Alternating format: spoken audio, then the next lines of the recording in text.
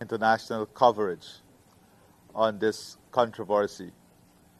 I want to assure you that the magnitude of coverage that this issue is receiving is as a direct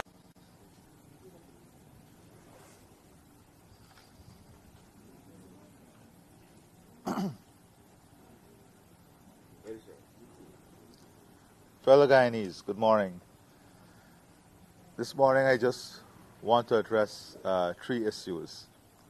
Over the last number of hours, I've had many messages from many of you in relation to Venezuela, the utterances coming out of Venezuela, and the level of international coverage on this controversy. I want to assure you that the magnitude of coverage that this issue is receiving is as a direct result of the tremendous work we have been doing in the international community, within the international media in Latin America and the Caribbean. So the volume of coverage and the magnitude of news item you're seeing out of the controversy has nothing to do with an increase in the threat or an increase in Venezuela recklessness. This is as a direct result of the level of awareness Guyana has been able to bring to this issue, the level of attention Guyana has garnered from all across the world. And as you would know, we always say that our first line of defense is diplomacy. And we are in a very, very strong position in this first line of defense. If you look at the number of statements that are coming out in support of Guyana from every corner of the world, not only CARICOM and the Commonwealth and the OS, France, Canada, they show that as a country, they will abide within the international framework and international norms. Now, I am not going to get into the internal politics of Venezuela and into their policy making, but I want to advise Venezuela that this is an opportunity for them to show maturity, an opportunity for them to show responsibility. And we call upon them once more to join us in demonstrating maturity and responsibility and in allowing the rule of law to work and to determine the outcome of this controversy.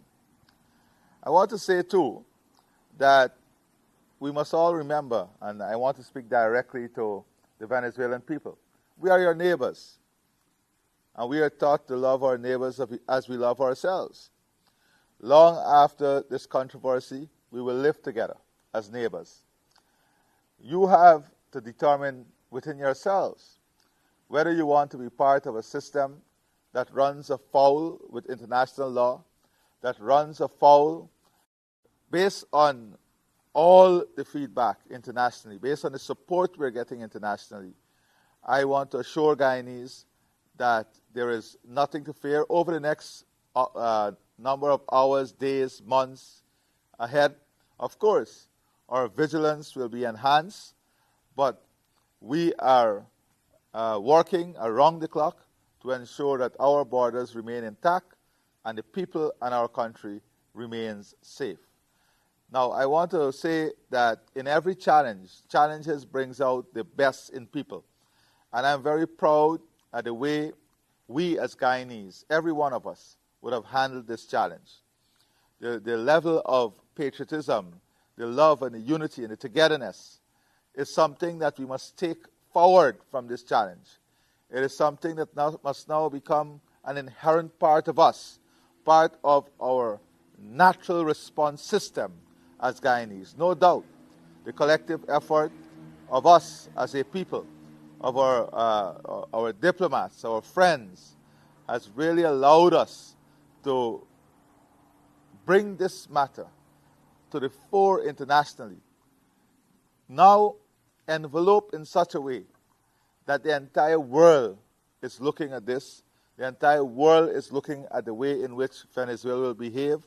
And Venezuela is under greater global scrutiny because we have made it very clear that we are going to abide by the ICJ orders, and we're going to respect those orders, and we're going to work in accordance with the ICJ.